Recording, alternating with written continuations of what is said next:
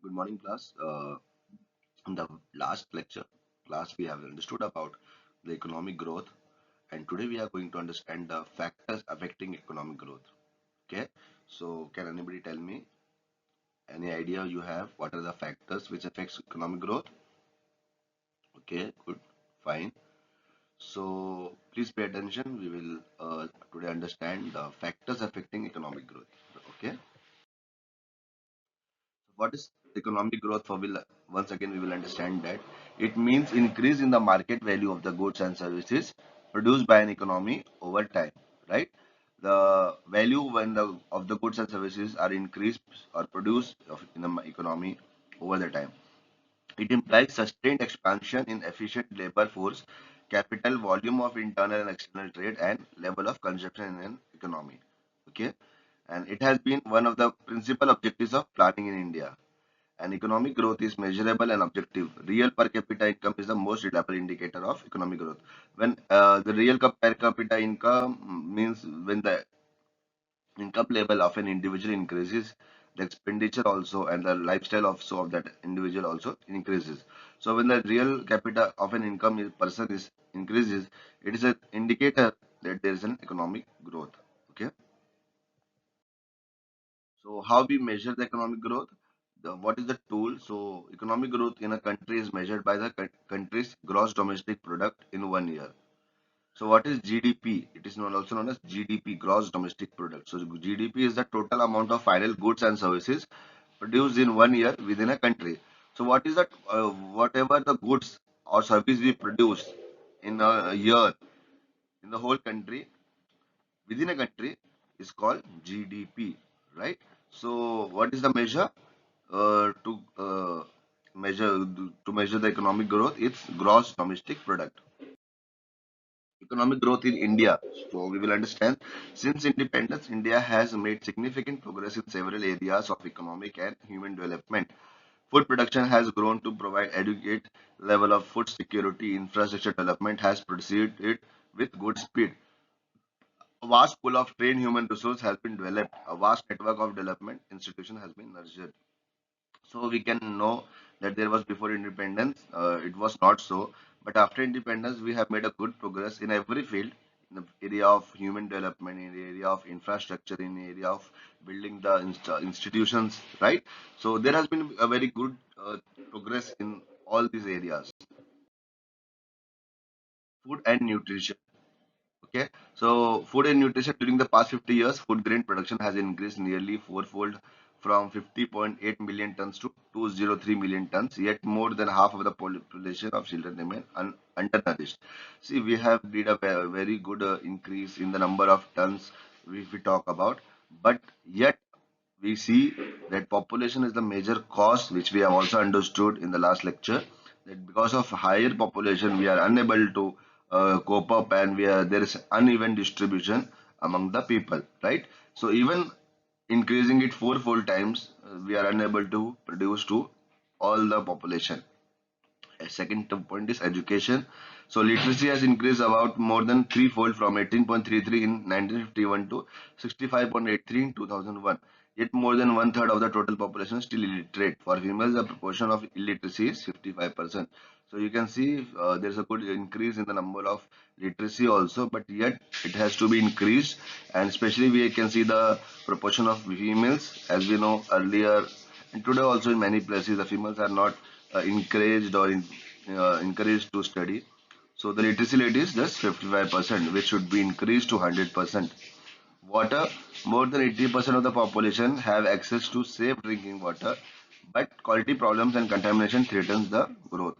See, so we have availability of water, but due to higher the population is, there is more contamination and poor quality of water, which can lead to growth problems.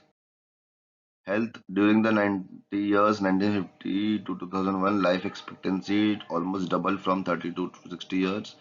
Infant mortality has halved from 146 to 74 per thousand births in same period. Death rate came to 9%. Even so, each year about 2.2 million infants die in the country. So you can see the life expectancy means what an average life a person lives was from 32 to increase is to 62 years because of good facilities, you can say, or good medical equipments or technologies.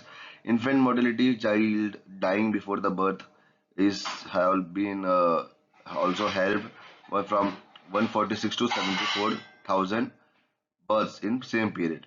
Death rate has come down because of good medical facilities and doctors, hospitals. Even so, then also the infants, means the baby, even the baby in the womb dies 2.2 million every year. It is a matter of concern for all of us.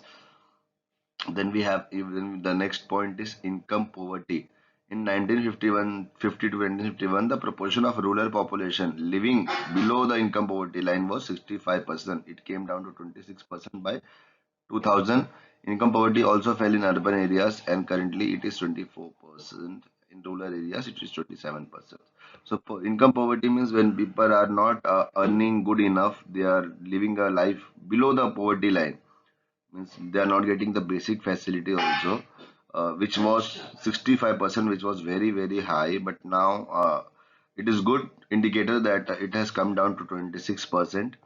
And also in urban areas it has fell to 24%, but it is just it has to be decreased more, so constant effort has to be made. So far, I believe all these points are clear to all of you. If anybody is having any kind of doubt, so please ask the questions. You can raise your hands and ask me the questions. These are the basically the data figures we are understanding, the numbers we are understanding. So if anybody is having any kind of doubt, please raise your hands and ask your questions. So here we have a chart of India's GDP growth rate annually from 2000 to 2012. You can see the growth rate. It is uh, on an average it is increasing, but yes, sometimes it is on high, sometimes it's a little low. But yes, it is a good indicator. You can see in the years like from 2003 to 2007, it was a good, very at a good level. But in 2008, it came very down. Then again 2009 we picked up. 10 was very good, 11 little bit less, and 12 was again little bad. So this is the indicator. This is how you can understand the growth rate of a country, GDP rate. This chart you can see, you will understand. Factors affecting economic growth. Okay, which was the main topic. These are the things which we have already understood. So what are the factors? So economic growth is a function of multi-social economic variables. This includes, could be considered as factors affecting economic growth.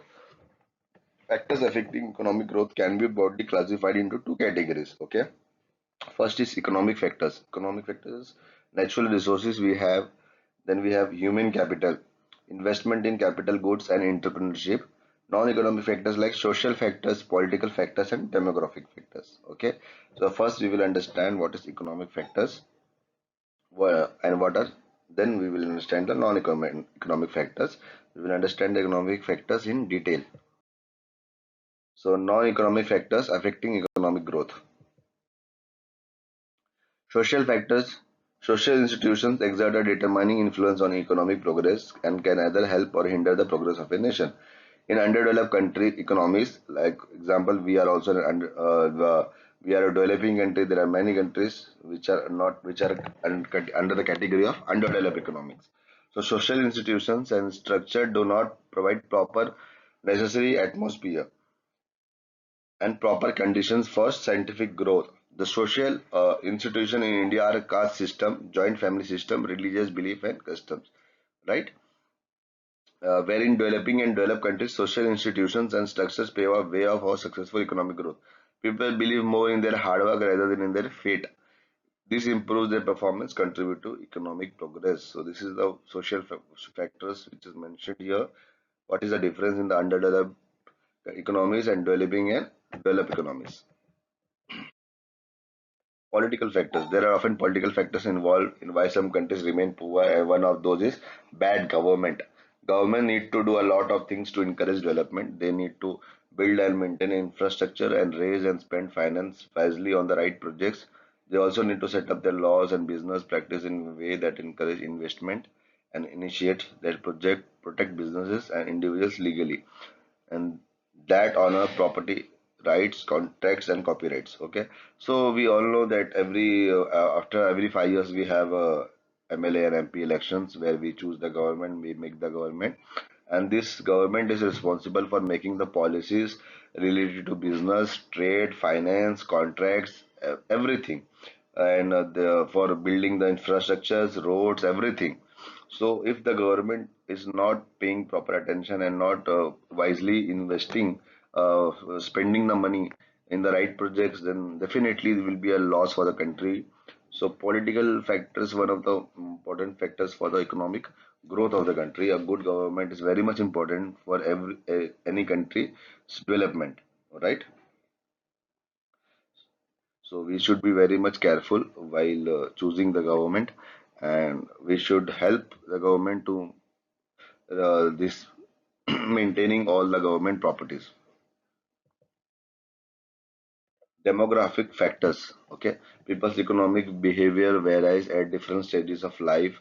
Country's age structure can significant effect on its economic performance. Nations with high proportions of children are likely to devote a high proportion of resources to their care, which tends to depress the pace of economic growth. By contrast, if most of a nation's population falls within the working ages, the added productivity of this group can produce a high level of economic growth, assuming that policies to take advantage of this are in place. In fact, the combined effect of this large working age population and health, family, labor, financial, and human capital policies can create virtuous cycles of wealth creation. And if a large proportion of a nation's population consists of the elderly, the effects can be similar to those of a very young population. Okay, so demographic factors very much affect the economic growth. If the population having in the chapter of population we have understood the different types of age group we have in a country. So if the more the young people are there and working people are there in the economy, then but sure that there will be more of production of goods and services.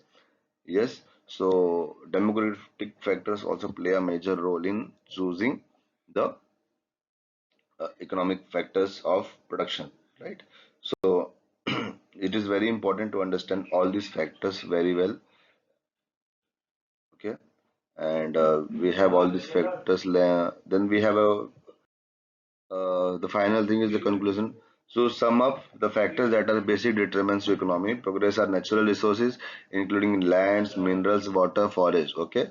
The quantity and quality of country's population, demographic factors, the technological innovations, including discoveries, inventions, entrepreneurial skills, social and institutional factors, and a stable government and sufficient working.